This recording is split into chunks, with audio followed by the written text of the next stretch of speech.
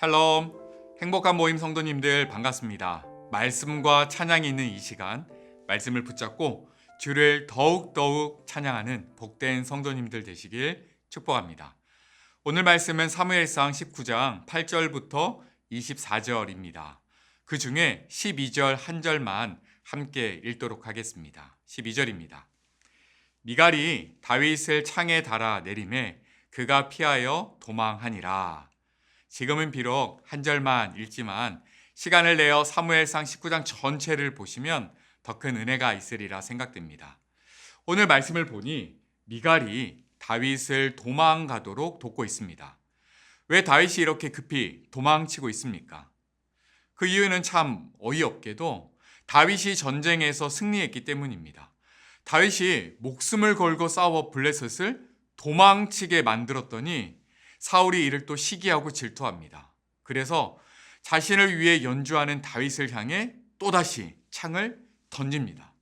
얼마나 세게 던졌던지 그 창이 벽에 박혀버립니다. 다윗은 이를 피해 도망칩니다. 하지만 사울은 여기서 포기하지 않습니다. 전령들을 다윗의 집으로 보냅니다. 그 집을 지키고 있다가 다음날 아침에 그를 죽이라고 명령합니다. 여러분이 다윗이라면 어떤 심정이겠습니까? 답답하고 정말 억울하지 않겠습니까? 저 같으면 왕에게 가서 따졌을 것 같습니다. 왕이시여, 왜 저를 죽이지 못해 안달나셨습니까? 저는 나라를 위해 목숨을 걸고 싸운 것밖에 없습니다. 하지만 다윗은 그렇게 하지 않습니다. 다윗은 이 문제를 해결하기 위해서 무언가를 행동하거나 말하기보다는 참고 기다립니다. 오늘 말씀을 통해 고난 중에 인내하는 다윗을 하나님께서는 어떻게 지키시는지를 발견하길 원합니다. 그리고 다윗을 지키신 하나님이 바로 저와 여러분의 하나님 되심을 함께 찬양하길 소망합니다. 오늘 말씀 속에서 하나님이 지키시는 방법 두 가지를 살펴보고자 합니다.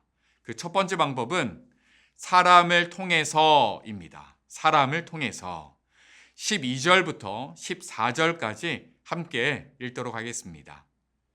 미갈이 다윗을 창에 달아 내림에 그가 피하여 도망하니라. 미갈이 우상을 가져다가 침상에 누이고 염소털로 엮은 것을 그 머리에 씌우고 의복으로 그것을 덮었더니 사울이 전령들을 보내어 다윗을 잡으려 하매 미갈이 이르되 그가 병들었느니라. 어떤 단어가 반복됩니까? 미갈입니다. 미갈은 다윗의 아내이자 사울의 딸입니다. 하나님은 이 미갈을 통해서 다윗을 지키고 보호하십니다. 아버지 사울의 입장에서는 딸 미갈의 행동이 참 못마땅했을 것입니다. 아니, 못마땅할 뿐만 아니라 왕의 명령을 거스리는 반역적인 행동입니다. 사울은 분명한 목적을 가지고 자신의 딸을 다윗에게 주었을 것입니다.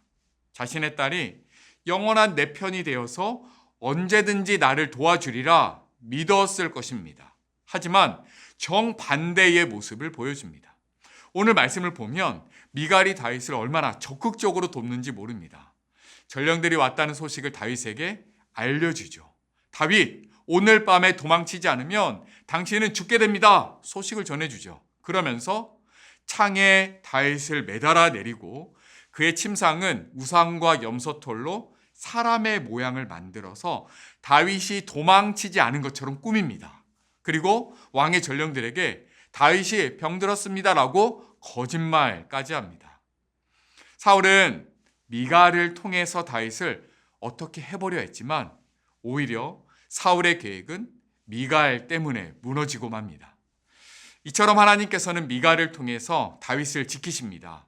이것이 하나님이 사람을 통해서 일하시는 방법입니다. 우리도 이유 모를 고난을 당하고 선을 행했음에도 불구하고 어려움을 당할 때가 있습니다. 그때 하나님께서 침묵하시는 것 같아서 참 답답한 때를 보낸 것 같지만 잠시 눈을 감고 내 주위를 둘러보면 내 주변에도 미갈과 같은 사람이 참 많음을 깨닫게 됩니다. 이처럼 우리 하나님께서는 사람을 통하여 우리를 지키십니다. 하나님이 지키시는 두 번째 방법은요, 하나님께서 직접입니다. 암살 계획이 실패하자 또다시 전령들을 보냅니다. 그런데 그 전령들에게 이상한 일이 벌어집니다. 하나님의 영이 그들에게 임하고 그들이 예언하기 시작합니다.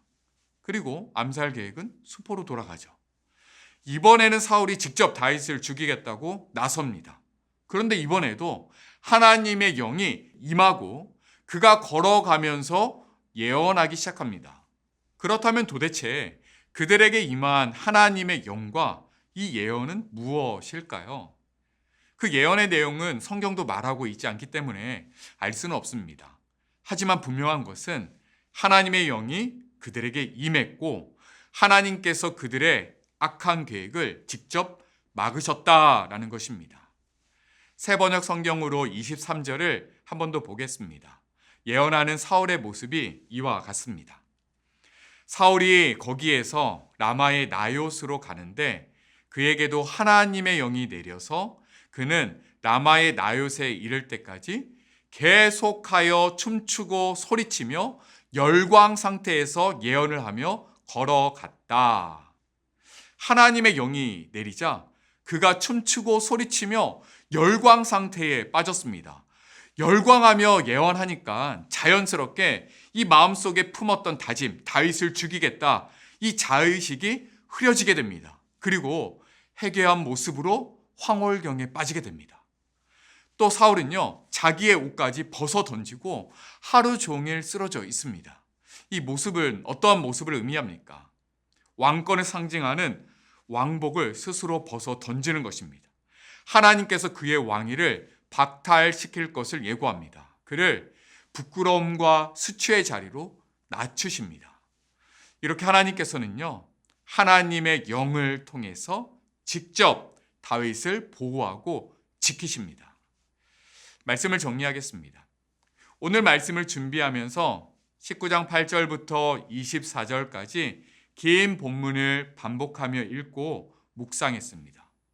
묵상하는 가운데 발견한 놀라운 사실 한 가지가 있었습니다.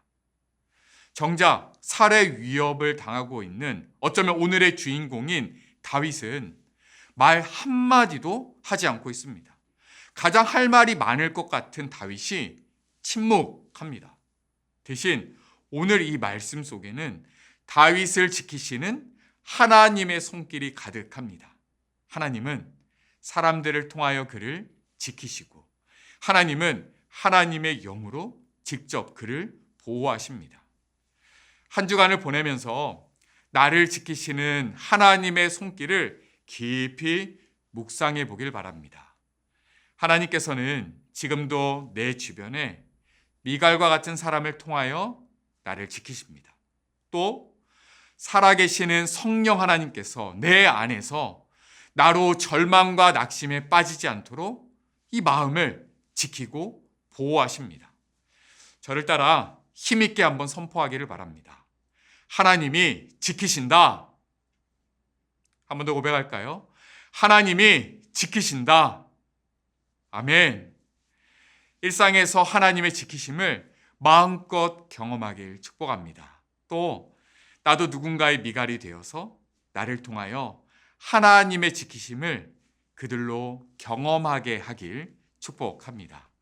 우리 마음을 담아 찬송가 384장 나의 갈 길 다가도록 함께 찬양하겠습니다.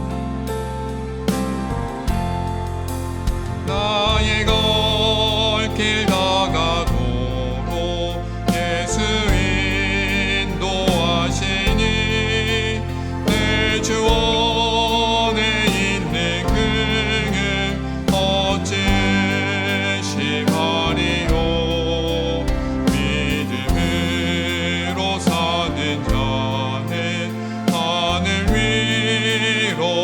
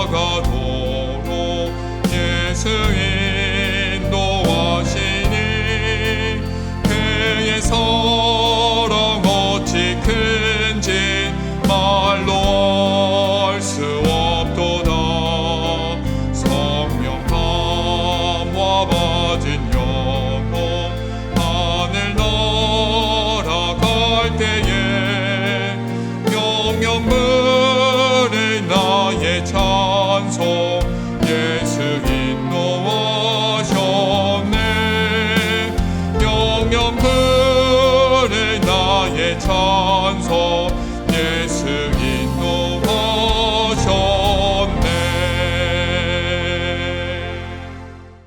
아멘. 우리 함께 기도하겠습니다. 하나님 아버지 감사합니다.